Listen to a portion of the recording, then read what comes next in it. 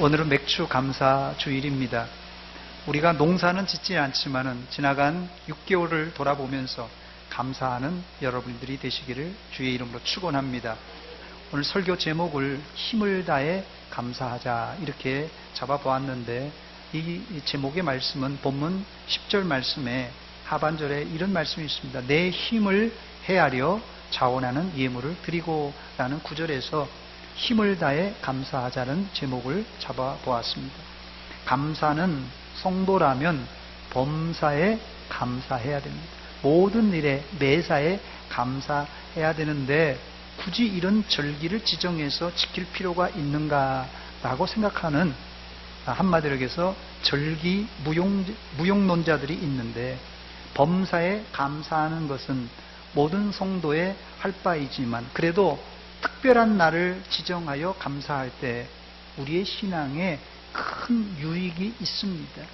우리 교단 헌법 예배모범 14장에 금식일과 감사일이라는 조항에 보면 교회가 특별하게 금식일과 감사일을 지정해서 지킬 수 있다는 규정이 있습니다. 이 규정에 의거해서 우리 교회는 맥주 감사주일 또 추수 감사주일 이렇게 두 번의 감사주일을 지키고 있습니다. 우리보다 더 엄격한 고신 측에서도 교단 헌법에 맥주 감사주일과 추수 감사주일을 지정해 놓고 지킬 것을 명하고 있습니다. 그러므로 이 맥주 감사주일과 추수 감사주일을 지키는 것은 교단 헌법에 전혀 문제가 없다는 것을 말씀드립니다. 그렇다면은 성경적인 근거가 있어야 되는데, 구약에 7대 절기가 있습니다. 구약의 7대 절기가 뭐냐면요, 유월절, 무교절, 초실절, 77절을 이름이 두 개가 더 있습니다. 맥추절 또 오순절이라는 이름을 가지고 있고요. 그 다음에 나팔절, 대속제일, 수장절, 이게 추수감사절과 같은 건데요. 이상의 7가지 절기가 있는데 왜 유월절, 무교절, 초실절, 나팔절은 안 지키면서 유독 이 맥추절과 수장절, 추수감사절을 지키느냐 이야기하는 사람들이 있습니다. 여러분 잘 들으시기 바랍니다. 우리는 구약의 맥추절과 수장절을 지키는 것이 아니라 맥추감사주일과 추수감사주일로 지키고 있습니다. 즉 절기가 아니라 감사주일로 지키는 겁니다. 그러므로 유월절, 그러면 또 이런 의문이 있을 거예요. 그러면 유월절 감사주일, 초실절 감사주일도 지켜야 되지 않느냐 이렇게 말할 수도 있는데, 유월절과 초실절은 예수님께서 십자가를 지시고 부활하심으로 모두 완성하셨습니다. 그래서 우리가 유월절, 무교절, 초실절 대신에 우리가 지키는, 개신교에서 지키는 절기가 있는데 그게 고난주간과 또 부활주일을 지키고 있습니다. 이제 우리가 맥주 감사주일을 지키느냐 안 지키느냐에 관심을 가지기보다는 2018년도 전반기를 돌아보면서 나와 우리 가정에 주신 하나님의 은혜에 힘을 다해 감사하는 성도들이 되시기를 주의 이름으로 축원합니다. 저는 구약 절기를 이렇게 한번 생각해 보았습니다. 만약에 아들이 서울에 산단 말이에요. 서울 사는 아들이 매일같이 대전에 내려와서 부모님에게 문안 인사드리고 또 효도를 하면 좋겠습니다만은 서울에 사는 아들도 바쁘잖아요. 그래서 매일 내려올 수 없기 때문에 부모님 생신이나 명절 때를 빙자해서라도 그때라도 내려와 부모님에게 효도할 수 있는 기회가 있지 않습니까? 이런 차원에서 저는 맥주 감사주일, 특별한 감사주일을 우리가 지키는 것이 유익하다 이렇게 생각합니다. 첫 번째로 이 맥추절은 유월절과 매우 밀접하게 연결되어 있는 절기입니다. 그래서 이 탈무드에는 맥추절, 77절을 이 유월절 축제의 마지막 집회라 이렇게 말했습니다. 이스라엘의 7대 절기 중에 이 유월절은 봄 절기의 시작을 말합니다. 그러니까 유월절이 모든 7가지 절기의 시작입니다. 그래서 이 유월절이 진행되면서 그 다음에 이제 마지막 집회가 바로 이 77절 맥추절이 되는 것입니다. 본문을 읽어봐도 이 맥추절은 유월절과 연속성이 있는 것을 알 수가 있습니다. 본문 9절과 10절입니다. 7주를 셀지니 곡식의 낫을 되는 첫날부터 7주를 세어 내 하나님 여호와 앞에 77절을 지키되 했습니다. 밑도 끝도 없이 7주를 세라는 말이 나오는데 언제부터 세라는 것입니까? 본문 8절에 보면은 너는 엿새 동안은 무교병을 먹고 7째 날에 내 하나님 여호와 앞에 성회로 모이고 일하지 말지니라 했습니다. 여기서 보면 무교병을 먹고 7째 날에 성회로 모이는 절기는 다른 절기가 아니라 무교절입니다. 무교절. 그러니까 이 무교절로부터 세워서 7주를 세라는 이야기입니다. 무교절이 일주일 동안 진행되기 때문에 언제부터 세워야 할지 명확하지가 않는데 레위기서 23장 15절에 보면 정확한 날짜가 나옵니다. 안식일 이튿날, 안식일 이튿날 곧 너희가 요제로 곡식단을 가져온 날부터 세워서 7 안식일의 수요를 채우고 이렇게 말했습니다. 언제부터 세라고 그랬습니까? 안식일 이튿날인데 그날이 언제라고요? 너희가 요제로 곡식단을 가져온 날부터 세워서 7 안식일이라고 했으니까요. 여러분 7 안식일, 안식일이 7일로 되어 있습니다. 그러니까 한 주 안식일, 또 한 주 안식일, 7 안식일의 수요를 채우니까 77이 49, 그 다음 날까지 50일이 되는 것입니다. 자, 이 요제로 곡식단을 가져온 날이 언제입니까? 요제로 곡식단을 가져왔다고 그랬어요. 곡식단을 가져온 날은 바로 첫 번째 낫을 되어서 보리를 잘라 추수를 하고 하나님께 가져올 때 제사장은 요제는 흔들어서 하나님께 흔들어서 드리는 제사를 요제라고 합니다. 그러니까 보리단을 첫 번째 낫을 되어서 가져온 바로 그 곡식단을 요제로 가져온 날, 바로 그날이 첫 번째 보리를 뱄으니까 초실절이 되는 것입니다. 초실절. 이걸 정리하면 초실절은 무교절 기간 안에 있는데 6월절이 지난 이틀째가 됩니다. 이렇게 설명을 드렸어도 이게 지금 뭐 계산이 지금 안 될 거예요. 이게 뭐 첫째 날, 둘째 날, 셋째 날 하니까 제가 그래서 도표를 하나 준비했습니다. 한번 도표를 한번 보여주시기 바랍니다. 자, 저 봄절기, 제가 이스라엘의 7대 절기를 말씀드렸는데, 자, 첫 번째 6월절부터 무교절, 초실절, 오순절, 요 이 네 절기가 봄절기가 됩니다. 그 다음에 나팔절, 대속제일, 장막절은 가을절기가 됩니다. 자, 그런데 6월절이 언제라고요? 위에 1월 14일로 되어 있습니다. 자, 그 다음에 무교절이 언제라고요? 그 다음 날부터 일주일입니다. 무교절에서 1월 15일부터, 저건 음력입니다, 여러분. 1월 15일부터 21일까지입니다. 그 다음에 초실절은 언제라고요? 그 다음에 6월절 이틀부터니까 1월 16일이 됩니다. 1월 16일부터 세워서 7주를 7번 세야 되니까요. 어떻게 됩니까?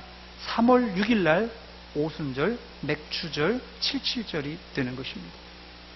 놀라운 것은 저 도표를 다시 한번 보여주시기 바랍니다. 저 도표를 보면 놀라운 것은 6월절, 무교절, 초실절, 오순절이 예수 그리스도의 죽으심과 부활과 성령의 강림과 정확하게 일치하는 것을 알 수가 있습니다. 그래서 6월절에 어린 양으로 예수님께서 십자가에서 달려 죽으십니다. 그 다음 날 무교절에는 어디 있었습니까? 예수님께서 장사되어서 무덤 안에 있었습니다. 그 다음 날 초실절날 예수님께서 무덤을 깨치시고 부활하셨어요.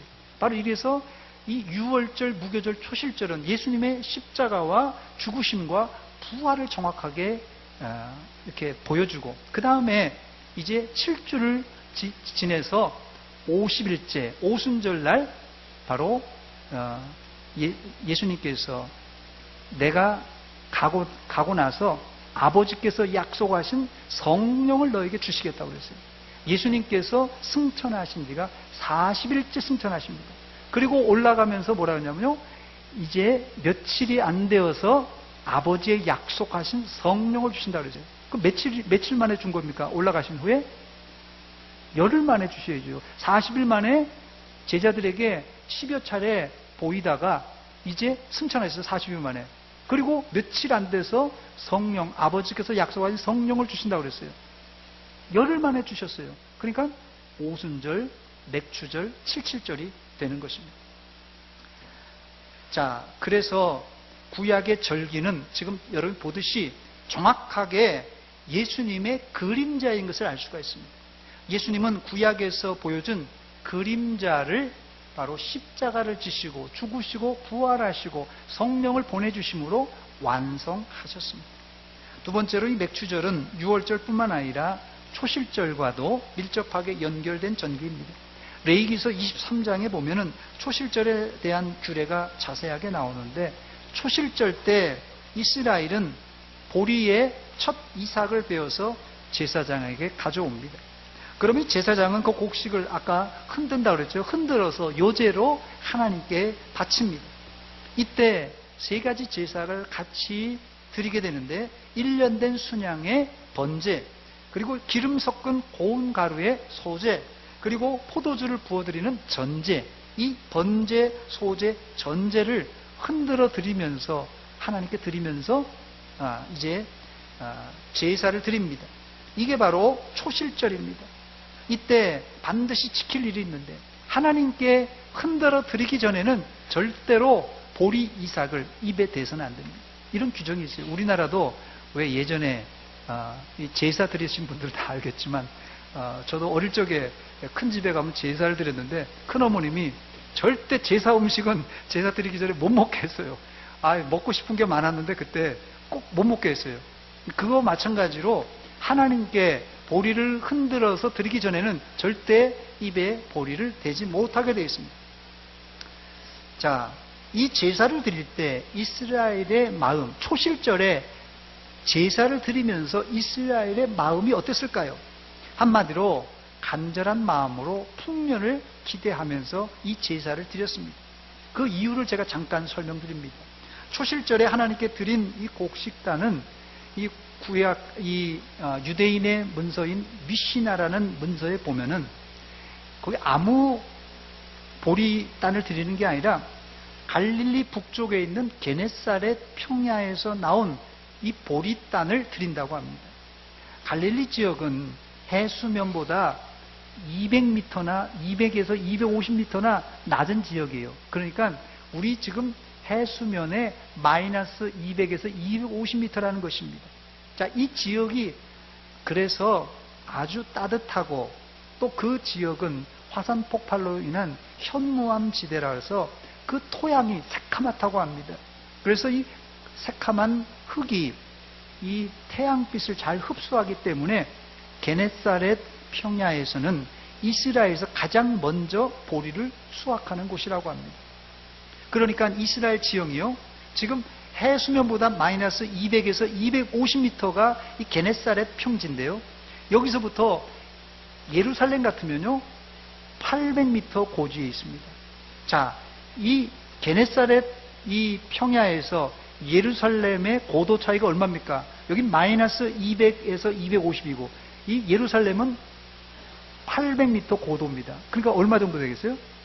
1000m나 1000m 이상의 차이가 납니다.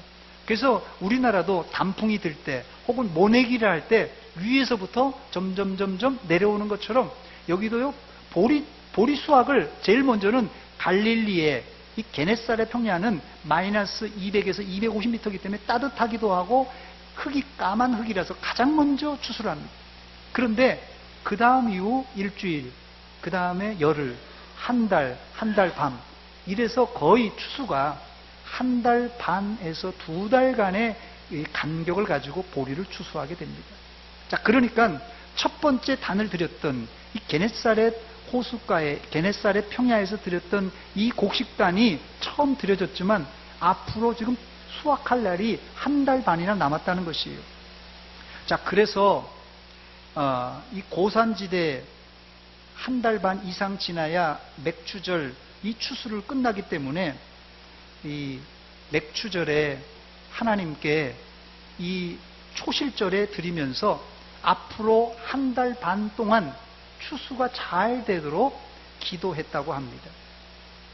자, 그래서 이 맥추의 초실절은, 자, 지금 초실절에 드렸던 거와 이 맥추절은 한 달 반, 이게 77이 49니까요. 이 50일간의 기간이 있지 않습니까? 요때는 이제 한 달 반 동안 보리를 다 추수하고, 그리고는 이 맥추절에는 사실은 보리를 드리는 게 아니라 밀을 그 다음에 추수한다고 합니다. 자, 그래서 보리 수확을 다 마치고 나서는 그 다음에 밀 수확이 한 달에서 한 달 반 후에 이제 진행이 된다고 합니다. 자, 그래서 맥추절에 드리는 이 곡식은 보리가 아니라 밀을 수수해서 첫 번째 밀을 추수를 해서 드린다고 해서 출애굽기 34장 22절에 보면 77절 곧 맥추의 초실절을 지키라고 했습니다. 이 맥추의 초실절이라는 말은 밀의 첫 번째 열매라는 뜻입니다. 제가 정리를 하겠습니다. 제가 복잡하게 좀 설명드렸는데요. 자, 초실절에는 뭘 드린다고요? 보리의 첫 이삭을 드립니다. 그리고 맥추절은 50일이 지난 후에 보리 수확은 이제 다 끝나고 나서 맥추절에는 뭘 드린다고요? 밀의 첫 이삭을 드리는 것입니다. 자, 설명이 되는지 모르겠어요. 세 번째. 자, 그런데 하나님은 이스라엘에게 초실절부터 맥추절까지 날짜를 계수하라고 하십니다. 이것을 오메르 계수, 오메르 카운팅이라고 합니다. 여러분, 어릴 적에 손꼽아 기다린 날이 있었죠. 언제를 기다렸습니까?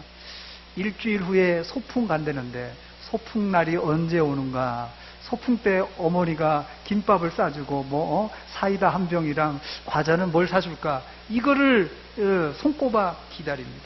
어린아이들은 여름방학이 언제 되는가 손꼽아 기다립니다. 또 결혼을 앞둔 청춘 남녀들은, 신랑 신부들은 결혼식이 언제일까 손꼽아 기다립니다. 임신한 임산부는 언제 아이가 출산할 것인가 이렇게 출산일을 카운팅합니다. 남자들도 날짜를 세죠. 날짜를 세는 주가 아니라 남자들은 밥그릇 숫자를 세어본 경험이 있을 겁니다. 저도 말년 병장 때 제대만 기다리고 밥그릇 수를 세어본 적이 있습니다. 이런 차원에서 여러분들은 요즘 무엇을 손꼽아 기다리십니까? 어려울 것 같아서 사지선다형 문제로 드립니다. 1번, 죽는 날만 손꼽아 기다린다. 2번, 주일날을 손꼽아 기다린다. 3번, 아들, 딸, 손자가 언제 오나 기다린다. 4번, 주님 재림을 고대한다. 1, 2, 3, 4번 중에 몇 번입니까? 예. 건강한 성도라면 매 주일 예배가 기다려져야 되고, 더 멀리는 주님 재림을 고대하고 하나님의 나라를 기다려야 정상입니다. 그런데 이스라엘에게 무엇을 손꼽아 계수하라고 했습니까? 초실절부터 맥추절이 언제인가를 하루, 이틀, 사흘 이렇게 세라고 해서 49일까지, 그 다음날 50일까지 세라고 했습니다. 이것을 아까 뭐라 그랬죠? 오메르 계수, 오메르 카운팅이라고 했습니다. 이 오메르란 말은 곡식단이에요. 한 단, 두 단 이렇게 세라는 것이에요. 이 오메르란 말은 곡식단의 히브리어입니다. 이게 오메르란 말이 또 무게의 단위도 되기도 합니다. 한 단의 무게 정도 생각하면 될 것입니다. 자, 그런데 이스라엘은 아직까지도 이렇게 오메르 계수를 하고 있습니다. 제가 달력을 하나 준비했습니다. 이스라엘은 1년에 일반적인 달력도 나옵니다만은 저 오메르 달력을 만들어서 준다고 그래요.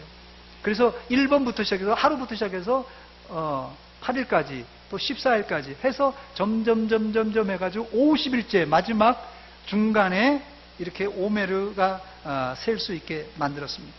올 2008년 오메르 계수, 이 카운팅 오브 더 오메르라고 하는데요. 이 오메르 계수의 시작은 3월 31일 토요일 저녁부터고 종료는 5월 19일 토요일 저녁입니다. 그래서 이미 이스라엘 유대인들은 이 오메르 계수가 끝났습니다. 자, 그렇다면 하나님은 왜 초실절 이후 50일을 세라고 했을까요? 뭐 한다고 이 50일을 세라고 했을까요? 제가 아까 잠깐 말씀드렸습니다만은 초실절에 갈릴리 지역은 따뜻하기 때문에 추수를 합니다. 그런데 이스라엘 대부분은 산지이기 때문에 아직도 한 달이나 한 달 반이 있어야지 이 보리 추수를 할 수 있습니다. 그러므로 이스라엘은 50일 동안 하루, 이틀, 사흘 이걸 날짜를 세면서 하나님 올해도 풍년이 될 수 있도록 좋은 날씨를 주셔서 풍년되게 해주세요. 그렇게 기도한다고 합니다. 이 기간에는 비구름을 동반한 지중해 바다에서 불어오는 차가운 북서풍과 또 사막에서 불어오는 뜨거운 남동풍이 교대로 불어오는 시기라고 합니다. 차가운 북서풍이 불면 밀과 보리가 실한 열매를 맺지만은 또 올리브와 포도, 석류, 대추, 야자와 같은 과수들에게는 치명적이라고 그래요. 찬바람이.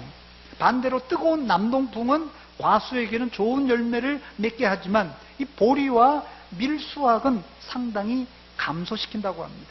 그래서 이 오메르 계수를 하는 동안 농부들에게 가장 이상적인 기온은 첫 주간에는 시원한 북서풍이 불지만 나머지는 따뜻한 남동풍이 부는 것이 제일 좋다고 합니다.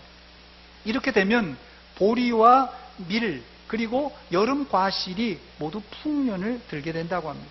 결국 이스라엘은 하루하루 오메르를 계수하면서 하나님의 도우심으로 북서풍과 남동풍이 잘 조화를 이루기를 기도했던 것입니다. 그래서 여러분이 잘 부르는 찬송, 동남풍아 불어라 서북풍아 불어라, 이 구절을 의미도 없이 동남풍이 부나보다 서북풍이 부나보다 이렇게 생각했지만 사실 이 구절은 오메르 계수를 하면서 유대인들이 조마조마하면서 동남풍이 불 때 동남풍이 불어야 되고 서북풍이 불 때 서북풍이 불어야지 올해 우리가 풍년이 듭니다 하는 그런 기도의 구절입니다.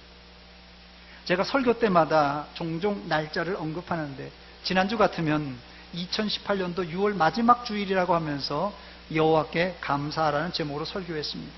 우리가 60, 70, 80, 90, 100세 이렇게 사는 것이 긴 것 같지만은 뒤를 돌아보면 어떻습니까? 여러분 잠깐이라고 그래요. 80, 90 젊은 애들이 가서 야 할아버지 할머니 80세 굉장히 오래 사셨네요 하는데 80 되신 어른들은 야 잠깐이다 이렇게 말씀하셔요. 우리 인생을 날마다 계수하지 않으면 생각하지 못한 시간에 우리 개인의 종말이 오고 더 나아가서는 주님의 재림을 생각하지 않는 순간에 맞이할 수 있다는 것입니다. 그러므로 모세는 시편 90편에 지혜로운 자는 자신의 나를 계수하는 자라고 말했습니다. 시편 90편 12절입니다. 우리에게 우리 날 계수함을 가르치사 지혜로운 마음을 얻게 하소서 했습니다.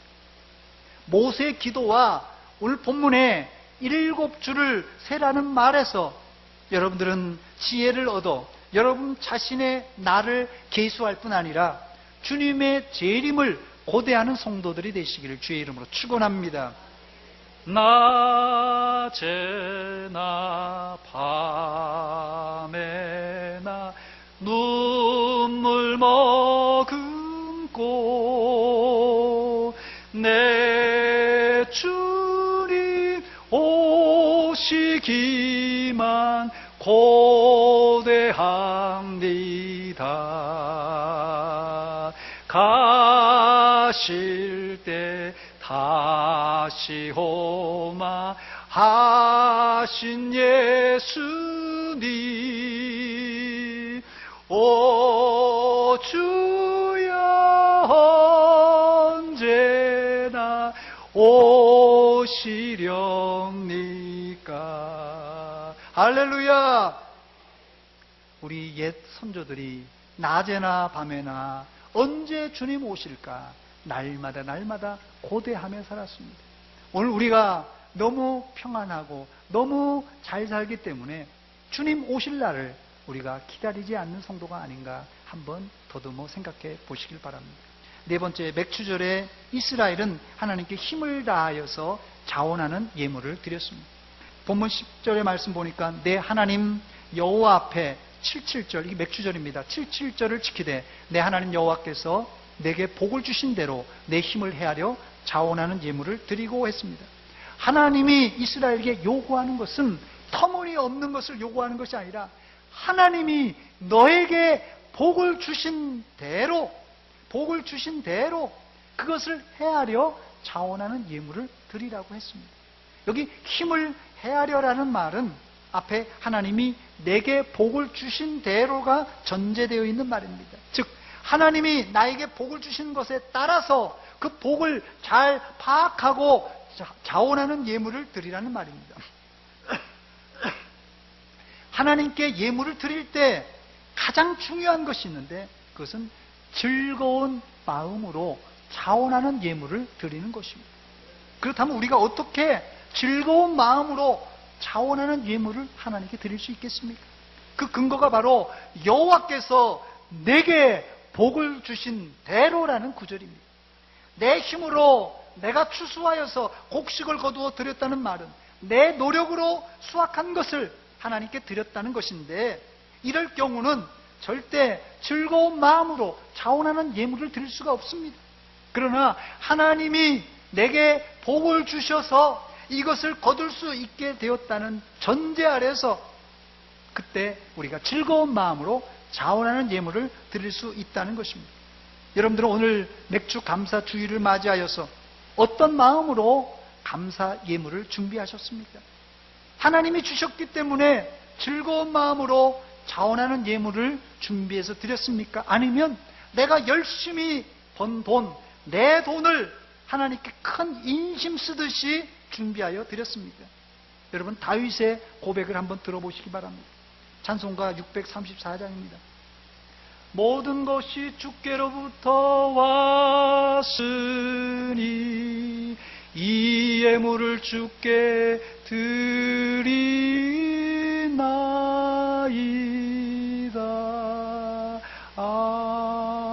아멘. 이 가사는 역대상 29장 14절에 다윗이 하나님을 위해서 성전을 건축하면서 자신이 가지고 있었던 모든 예물을 드리면서 고백한 내용입니다.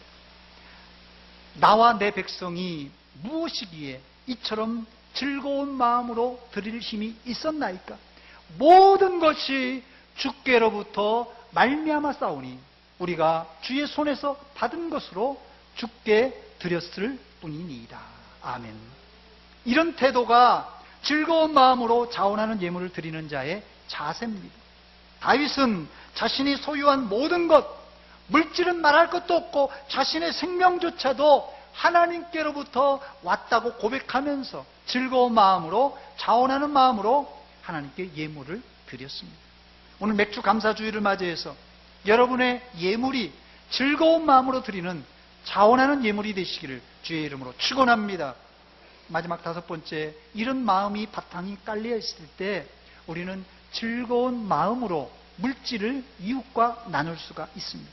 레위기 23장 22절입니다. 너희 땅에 곡물을 벨 때 밭 모퉁이까지 다 베지 말며 떨어진 것을 줍지 말고 그것을 가난한 자와 거류민을 위하여 남겨두라. 나는 너희의 하나님 여호와이니라. 아멘.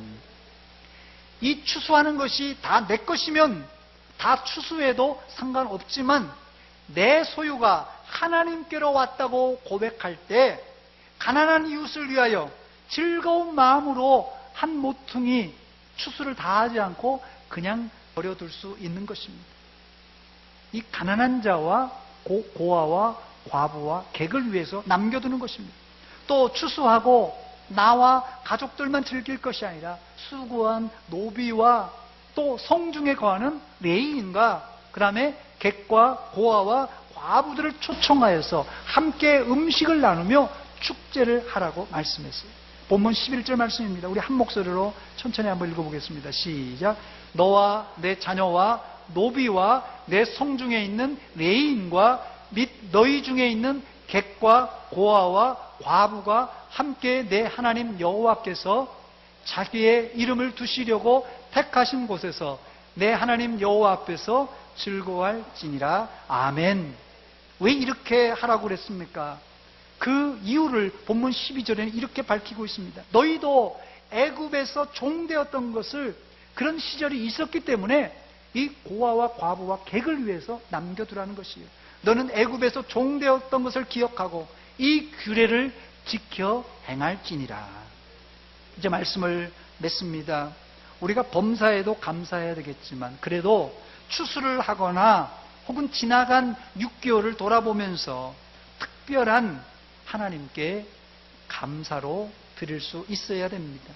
그러면 우리의 신앙도 더욱더 성숙해지고 하나님도 기뻐 받아 주실 것입니다. 이번 맥주 감사 주일을 맞이해서 여러분들은 위로는 하나님께 자원하는 마음과 예물을 드려 하나님께 감사를 올려드리시고, 또한 우리 수평적으로는 이웃을, 가난한 이웃을 돌아보며 작은 것이라도 나누어서 하나님이 원하시는 맥주 감사 절기가 되시기를 주의 이름으로 축원합니다. 저를 한번 따라서 하시기 바랍니다. 하나님께 감사하고 감사를 이웃과 나눕시다. 같이 기도하겠습니다. 이 시간 기도할 때 하나님, 오늘 맥주 감사 주일을 맞이해서 지나간 6개월을 돌아보면서 내 힘과 내 능력이 아니라 하나님께서 내게 주신 그 은혜와 복을 헤아려서 하나님께 드립니다. 이 신앙의 고백을 하시고, 더 나아가서는 우리가 지나간 6개월 동안 감사하지 못하고 원망 불평하고 하나님께 감사의 예물을 드리지 못했던 것 회개하면서, 하나님 이제 남은 6개월은 감사하며 살겠습니다 고백하며 같이 기도하겠습니다. 같이 기도합니다. 하나님 아버지, 은혜와 사랑 감사드립니다. 지나간 6개월 동안 우리를 사랑해 주시고 돌보아 주시고 여기까지 인도하여 주셨는데, 아버지, 우리가 하나님, 우리 입술에 감사가 나오지 못하고 원망하며 불평하며 하나님 내 마음대로 살았습니다. 이 시간 하나님, 우리에게 은혜 주신 하나님, 우리에게 복을 주신 하나님, 이 시간 하나님 앞에 아버지 하나님 감사의 예물 드립니다. 받아주시옵소서. 영광 받아주시옵소서. 이제 남은 6개월을, 남은 인생을 하나님 나라를 개수하며 지혜를 얻으며 하나님 감사하며 살겠습니다. 아버지, 영광 받아주시오. 하나님을 이행하신 하나님 원하시오. 이루어지게 하여 주시옵소서. 감사합니다.